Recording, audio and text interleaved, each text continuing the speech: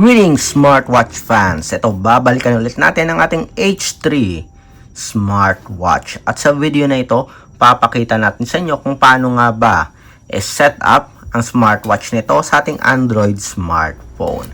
Ang smartwatch nito ay gumagamit ng LaxaSfit application. At sa video na ito, papakita natin sa inyo ang process kung paano nga ba i-set up ang smartwatch nito at makonect sa ating Android smartphone.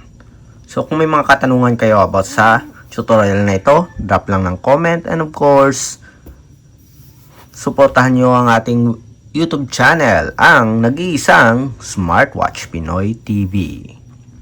Okay, so umpisahan na natin. Na-reset na natin yung smartwatch natin. And eto, ready na yung ating Android smartphone. So yung app natin is LaxaSfit app. So, hanapin lang natin sa Google Play Store. Open nyo lang yung Google Play Store. Search nyo lang LaxaSfit application. So, tingnan natin. LaxaSfit. Yan, meron tayo dito. Search natin. Yan, LaxaSfit app. Tap to install.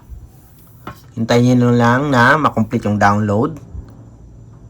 So, 70.68 MB lang. So, lightweight na application para sa ating Android smartphone para makonect o ma-set up natin ang ating H3 smartwatch. So, hintayin lang natin na makomplete. Automatic mag-install. Yan, installing na ang LaxaSfit app. So, wait. Yan. So, LaxaSfit installed na sa ating Android smartphone. So, time to set up na. Open natin yung ating LaxaSfit app. Alright. So, open natin yung app.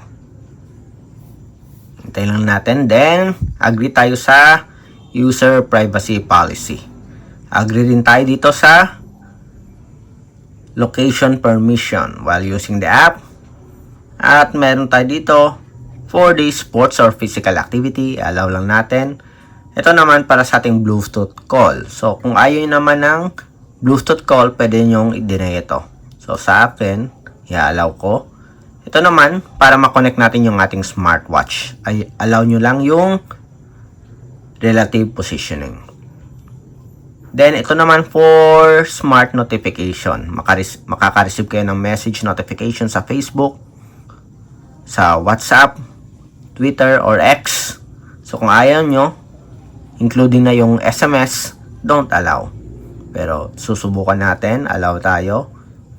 The same with Bluetooth call here para makareceive tayo ng notification.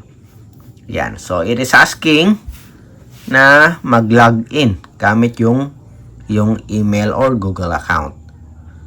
So, agree tayo. I have read. Then, di na tayo magre-register. Demo lang to. Login tayo directly. Ito, binigyan tayo ng account number at password.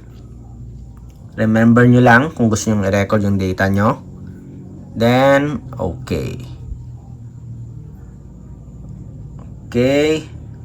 Then, set tayo ng ating username. Then, okay. Set successfully. Para makonect ang ating smartwatch, kailangan mong i-activate ang Bluetooth natin. Yan, activated na. Para naman sa notification, go to set. Hanapin nyo lang yung LaxaSfit. I-allow lang. Yan. Balik ulit dun sa dashboard. Then, punta kayo sa My Section.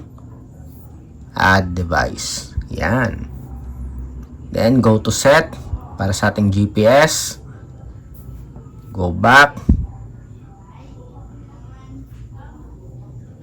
Balik ulit tayo. Try natin i-search. Ayun. May lumabas na smartwatch. Tingnan natin. Ito nga ba yung smartwatch natin? Wala kasing name na H3. So, yung nakalagay lang is F4E5. So, tingnan natin sa smartwatch natin. F4, E5 ba to? All apps. Pero kung nag-iisa lang naman yung smartwatch nyo, okay lang. Sa akin kasi may iba pa kong smartwatch dito. Okay, F4, E5. Okay, ito nga. Then, select. Hintayin nyo lang na magkaroon ng successful connection. Connecting. Connected successfully. Bluetooth pairing request, pair. And, kung nakikita nyo, connected tayo successfully sa ating Laxasfit app sa ating Android smartphone. So, ganun lang kadali kung paano mag-pair ng iyong smartwatch sa Laxasfit na application. Basic setup tayo. Call reminder. Activate natin. Show contact information. Go back. Then, device settings. Tingnan natin dito.